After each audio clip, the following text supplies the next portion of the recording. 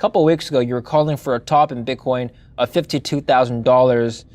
Miraculously, it got to exactly $52,000 before taking a slide. In the short term, what you're probably going to do is go test this head and shoulders neckline. It's what we call a retrace to the scene of the crime. So I still think you have upside to about 50 to 52,000. Anyway, I'll let you shed light on what happened over the last couple absolutely. Weeks. So first of all, it's great to be back. It's been too long, David, and it's good to be back with you. Too long, yeah, exactly.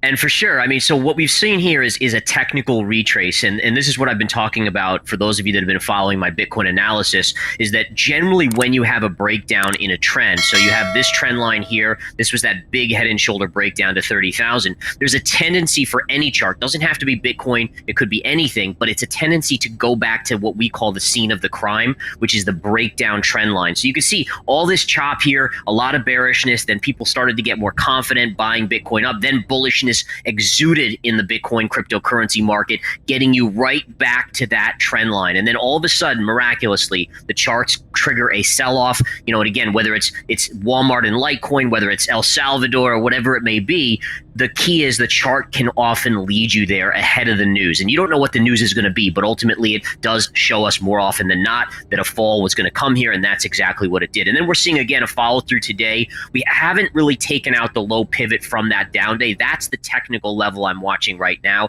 If that gets taken out, then you're likely going down to around the 40 to 41,000 level right here, and then all the way down to 30,000. And you guys know my longer term projections. Even though you're going to see lots of bounces, and it could be 3, 6, maybe even 9 months, eventually you're going to get to the 18 to 20,000 marker on Bitcoin. 18 to 20,000 marker. So you're long-term bearish. All right. So to phrase this correctly, I'm near-term to mid-term bearish, extreme bullish long-term. So for me, Bitcoin is the future, cryptocurrency is the future, blockchain is the future, but it just needs to wash out this. I mean, there's so much liquidity, and one of the things that I've talked about in previous interviews is how there was going to be a liquidity crisis, there was going to be a deleveraging crisis that was going to trigger the fall in not only stocks but also in cryptocurrencies. And all of a sudden, out of the blue, we see this Evergrande situation developing in China, which basically 300 billion in debt that looks like it's about to default. We'll see if the Chinese government comes out and saves the day. But that's the deleveraging event that could be starting it. I don't think it's going to cause a crash overall, but I think it's the beginning. It's kind of like a tremor before the big quake hits, if you will. What does Evergrande have to do with crypto markets, though? So what's amazing about it is that stocks, commodities, it's all tied together, right? So you have all this money that has been going to other assets outside of currencies, essentially, outside of the dollar, to get away from, the printing of money that the Federal Reserve has done. So, I mean, how many times have we talked about how no one wants to be in dollars? They all want to invest in the stock market, because at least in the stock market, you can get upside in stocks, you can get dividends and so forth. If your money is sitting in an account, you're losing money because of inflation, especially with inflation these days. So what happens is all this liquidity gets pushed into the market. The Fed, the government's been sending checks to individuals. It's all going into cryptocurrencies and stocks, and you're seeing the leverage. You're getting so much leverage out there, whether it's 4-to-1 margin, whether it's 10-to-1. Sometimes I've even heard crazy things like 100-to-1. And what happens when you get a deleveraging event like in China, it scares people and they pull back. And all that has to happen is a pullback causes a downshift, which then triggers margin calls, which then causes more selling. And it's kind of like a snowball effect to the downside. Okay. Let's go back to cryptocurrencies and your targets. Long-term bullish. What exactly do you mean by long-term? After 6 months, after 12 months, in 5 years? What do you mean?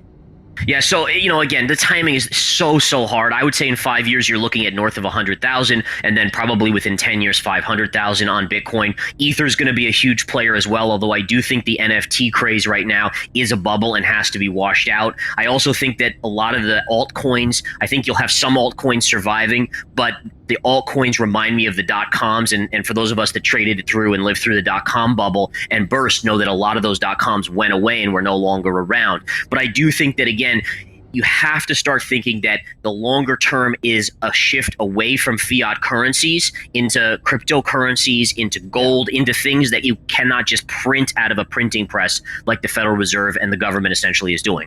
Hold on. Let's rewind here now, Gareth. Yeah. Okay, so Bitcoin went from 10,000 to over 50,000 in less than a year last year. Now you're saying it's going to take 5 years to climb to 100,000, which is about double where it's at currently. Are you telling me that the biggest runs in crypto are more or less done? Is that what I'm in the short term, right? So let's look at cycles, right? So if you look at the high pivot on Bitcoin, and by the way, this is a great segue. We'll get right back into that question. But when we're looking at, a lot of people were asking me why Bitcoin is rallying here and then why is it going to collapse? And one of the things that on a technical basis, and remember, I'm a technical trader, is that I've been focusing on is previous cycles. So if we go to the 2013 cycle, all right, where you had this massive run up in Bitcoin where you topped out around 1,250. Look at the pullback. It went to 500. It then had the huge bounce to 1,100 and then dipped all the way down to 100. So liken that to what we've seen recently. We saw 65,000, which would have been the equivalent right here. Then the dip to 30,000, which was the equivalent of 500. Then the rally to 52 to 53,000 here. And the idea is that you should roll over here and go to the downside. Now, again, that's just one of the cycle moves in Bitcoin. But let's take a look at the 2017 move. 2017 move rallies up to 20,000, corrects to 11,000. You then get the bounce back to 17, and then a move down to 5,000 or sub 5,000 before it kind of bottomed out and then started to move. Another key pivot here is that if you look at the years between high pivots, so the high pivot was 2013. 4 years later, 2017. 4 years later, 2021. So my idea is that you'll likely have about 4 to 5 years from the 65,000 high before you get above and break to 100,000. And that's kind of where I'm getting at, just to go back to your question of where I believe that it'll take that long for Bitcoin to go back to about 100,000 or north of 100,000. Okay, that makes sense. Let's revisit your 52,000 call again, Gareth, because I know it was a while ago since you made that call. Can you explain again the trend lines that you were looking at that had projected 52,000? Sure, absolutely. So here the initial call, and this is one of the ones from months ago where you had me on, and I made this call, and then you had me on to talk about it, was that you had a very distinctive head and shoulder pattern here. So shoulder, head, and shoulder. And basically what you do is you connect the neckline, which is the base here, to this base. And when you break down, you get a target range of the same as this high with a drop line straight to this. That's an even, basically what we call a measured move down to here. And that gave me that 30,000 target. Once target is achieved, technically and psychologically, you're apt to see a retrace where bulls start to say and think to themselves, especially when price goes sideways, okay, the worst is over. You're going to start to see the market rally up. They slowly get more and more bullish. One of the key pivots was when you could take out this high around 40,000, and that really led to that continued move up.